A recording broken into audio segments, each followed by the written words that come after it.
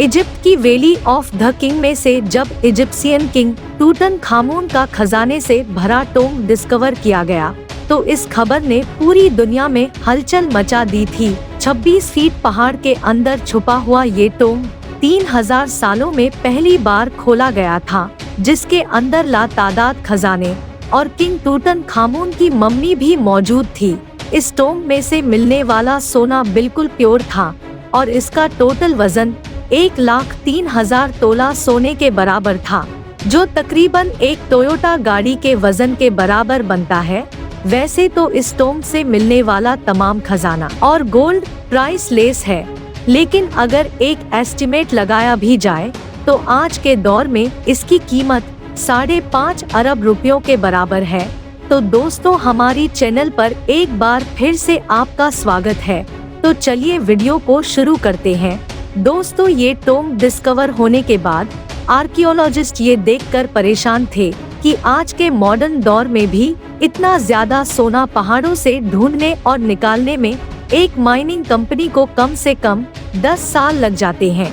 तो आखिर 3000 साल पहले, जब ना ही कोई मशीनरी थी और ना ही कोई टेक्नोलॉजी, तब एंशिएंट इजिप्शियन ने ये सोना निकाला। तो आखिर निकाला कैसे और कहां से निकाला?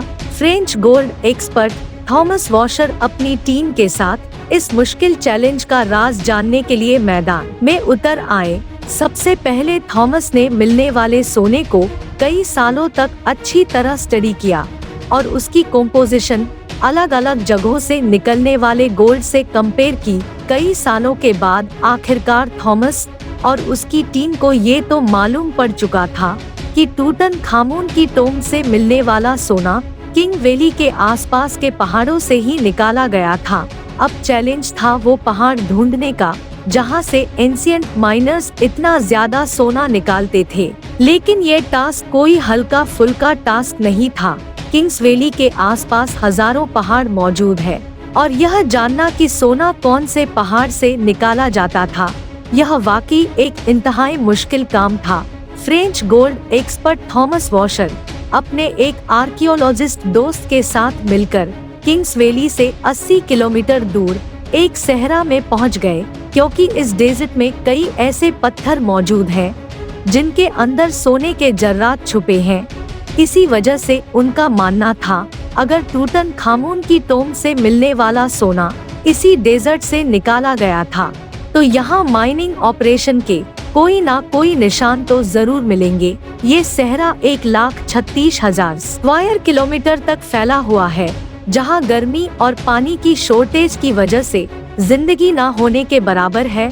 थॉमस का मानना था कि इतना ज्यादा सोना अगर इसी सहरा के किसी पहाड़ से निकाला गया होगा तो जाहिर है उसमें काफी ज्यादा मैन पावर भी लगी होगी।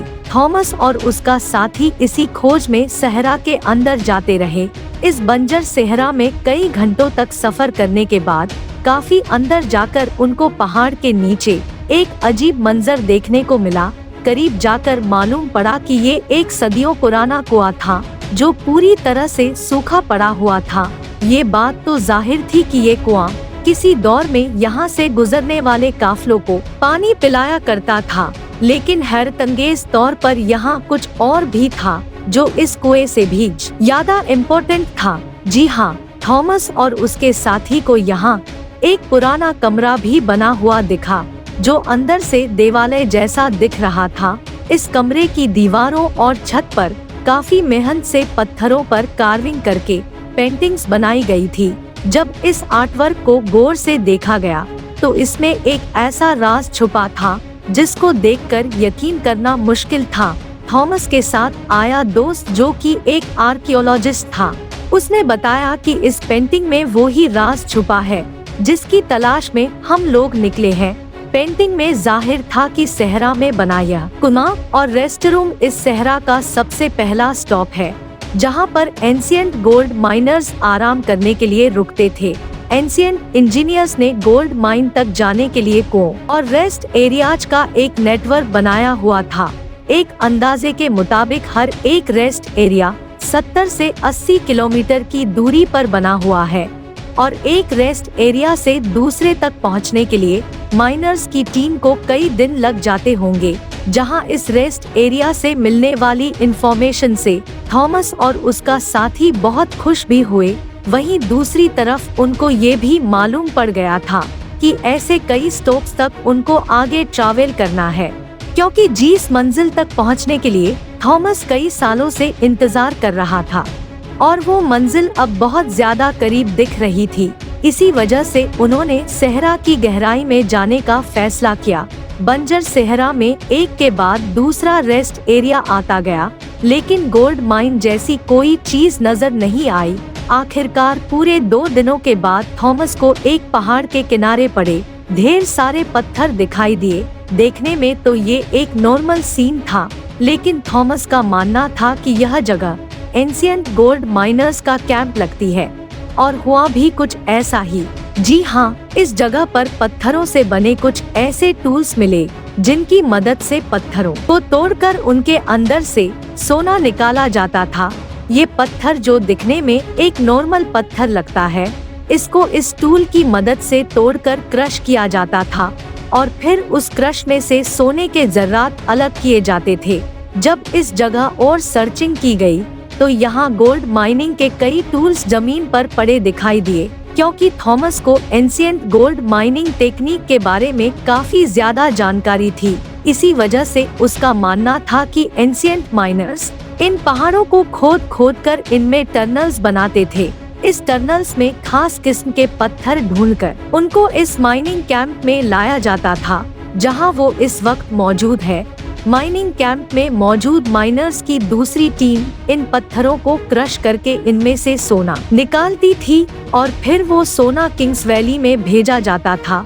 थॉमस को एंशिएंट गोल्ड माइनिंग कैंप तो मिल चुका था, लेकिन अफसोस इस बात का था कि जिन टनल्स की वो बात कर रहा था, ऐसा एक भी टनल उसको दिखाई नहीं दिया।